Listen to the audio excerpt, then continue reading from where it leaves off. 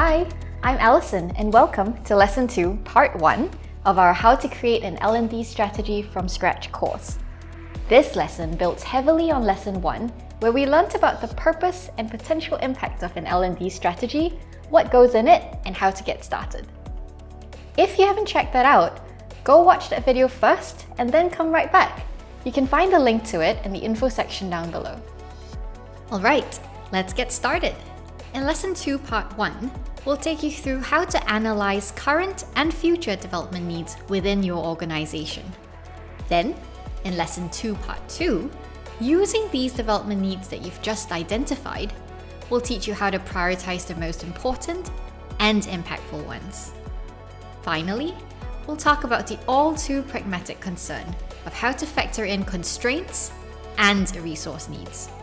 In this lesson, we will also have HR experts from global companies such as Netflix and Blinkist share their real-life experiences and hard-earned insights. We'll also have a final bonus section narrated by Global Learning and Development Leader Elaine Bejani about how to go about designing your budget. It's going to be an action-packed lesson full of useful information and downloadable templates for you to use back at work. As a quick reminder, remember our 70-20-10 model? After watching both Part 1 and Part 2 of the videos, we highly encourage you to take action to complete the post-lesson activities. You can download the step-by-step guided templates to help you with them. Remember, you'll find where to download these templates in the lesson summary document accompanying each lesson. When you've completed the post-lesson activities, you'll be all prepared for Lesson 3. Before we jump in, take a quick look at the top right-hand corner. If you ever lose track of where we are in the lesson, check out the highlighted box. As you can see, we're currently in the introduction phase. Here is a quick recap of the purpose of an L&D strategy. Throughout the lesson, you'll notice that we'll keep business and operational strategy as our North Star. You'll find that anchoring on the end goal of supporting the delivery of business strategy will really help you and your stakeholders gain the clarity needed for decision-making and prioritization. How would you go about understanding current and future development needs? As you can see, we've deliberately left current or future without a time frame, because the meaning of current or future varies based on the pace at which your organization sets goals and grows. As a rough rule of thumb, current refers to development needs that have to be addressed now or very soon in order to meet near-term business objectives. Future would refer to development needs that are not pressingly urgent right now, but will become so in the future due to business strategy or even market trends. How would you go about understanding current development needs? The good news is that there are tons of sources of data all around you, perhaps so much that it can seem a little overwhelming. But no worries, in the post-lesson activities, we'll help you consolidate the data that you've gathered and prioritize them. On the slide, you can see the 6 buckets of information that are commonly used to inform L&D of what development needs currently exist in the organization. The first bucket are 360s or other types of surveys. If you have quantitative data, it would be a simple task of looking at what items have the highest or lowest scores to identify development themes in various business areas and across the organization. If you only have qualitative, meaning written data, you can read it all and pull out common themes, but due to the time investment, I would really only suggest doing it if you do have time and resources to spare. The second bucket are development goals. This bucket's pretty straightforward and great to use. If your organization already has development goals, all you have to do is identify recurring development themes in the various business areas and the organization. If your organization is not yet at the stage where you have individual or team level development goals, or your development goals are not linked to performance, then I would suggest deep diving into our third bucket, performance data, to enable you to extract development needs. I'll go through how to do that in the next section. In the fourth bucket, you have short to mid-term business strategy, our North Star. To tap into this bucket, we'll need to interview our power team to understand what development needs are necessary for achieving short to mid-term business goals. Fifth, and oh so familiar to L&D practitioners everywhere, Ad-Hoc Requests. This is when the business reaches out and asks for a solution to a specific need they have identified themselves. Super straightforward. But it's always worth digging a little bit deeper to really understand the challenge or opportunity that the business is trying to address, and whether what they requested is truly the most effective or resource-efficient solution. Lastly, we have unforeseen circumstances. A really salient example would be when COVID-19 hit. Most companies around the world started offering remote work and resilience and well-being training and support. Phew, that was a long list, wasn't it? A pro tip from us is to have an online project board that you can share with your team. On that board, create enough sections to represent each business area within your organization and a large section for the overall company itself. As you go through these sources of data, record the development needs that you have identified in the appropriate sections. If development needs repeat, write down how many times they came up. It's an easy way of mapping out all this information that you've gathered. Since 360's development goals and ad hoc requests are really quite self-explanatory, we thought we'll dive deeper into showing you how to extract current development needs from short to mid-term business strategy and performance reviews. Of the 6 buckets that we had discussed, this one on short to mid-term business strategy is arguably the most important. When thinking about extracting development needs from short to mid-term business strategy, you'll need to focus on what knowledge, skills, and abilities, KSAs for short, are mission critical for delivering on the strategy. Then, you'll need to find out who, meaning which groups of employees, need development support. Finally, you'll need to identify how and when should these development initiatives be carried out. Let's walk through an example. Company A's mission-critical strategy is to get their new product to market in the next year. This means that the finalization of product development is key. You analyzed the 360 results and found out that cross-team collaboration between the engineering and product teams have been very poor and will therefore become a major roadblock. So, your what is cross-team collaboration, and your who is the engineering and product teams. Now, you just need to figure out your how. You realize that engineering and product design teams may be priorities. However, they're going to have the least time. Therefore, this affects how you decide to develop them. Perhaps, instead of a full group communication workshop which takes up a lot of time, you would choose coaching for key individuals with a lot of cross-team activity. This way, time spent is actually maximized on results. The post-lesson activity A, needs analysis with multiple stakeholders, will guide you through how to discover the what and the who to focus on. Post-lesson activity B, critical gap and prioritization analysis, will walk you through how to discover and align on the how and the when. Moving on to our next bucket of performance reviews. If your company already has development goals that are closely aligned with performance data, then focus on extracting needs from development goals and skip this bucket. Otherwise, performance data can be a really useful source to identify development needs. You can look at it to derive development themes or simply use it to validate hypotheses. It is important to note, though, that performance data can be very disparate and time-consuming to consolidate. Therefore, it's better used to evaluate the development needs of a business area or priority employee group, as opposed to a whole company. Performance data can also play a really important role in tracking improvement or the success of a development initiative. If you identify and provide a solution for key development themes in a specific business area, you can use future performance data to measure success. But more on this in Lesson 3, where we will talk about goals and metrics. Now that we've covered current development needs, let's leap forward into the future. You'll see that there are generally 4 buckets of information that are commonly used to inform L&D of what development needs must be addressed in order to future-proof the organization.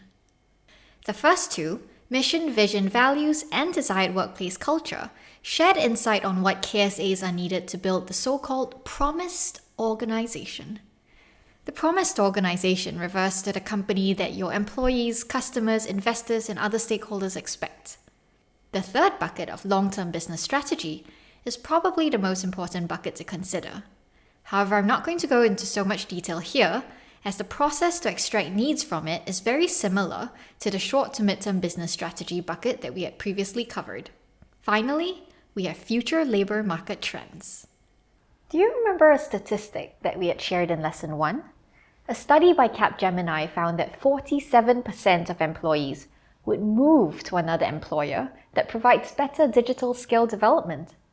The market is and will continue to evolve. So, whether it's information on the future skills needed to drive long-term business strategy, or as an employee attraction and retention strategy, it's important to factor future labor market trends in your L&D strategy. Now, let's do a deep dive into how you would extract needs from your organization's desired workplace culture and future labor market trends. The what, who, how, and when framework is probably really familiar to you by now. When thinking about extracting development needs from future labor market trends, you'll first need to use trend forecasts to find out what knowledge, skills, or abilities, KSAs for short, are going to be key for the labor market in the future. Then, you'll need to find out which employee groups will be the most impacted. For example, people in roles that are at risk from automation. Finally, you'll need to identify how and when should these development initiatives be carried out. In the next slide, we'll walk you through an example of how to apply trends identified from the World Economic Forum Future of Jobs report.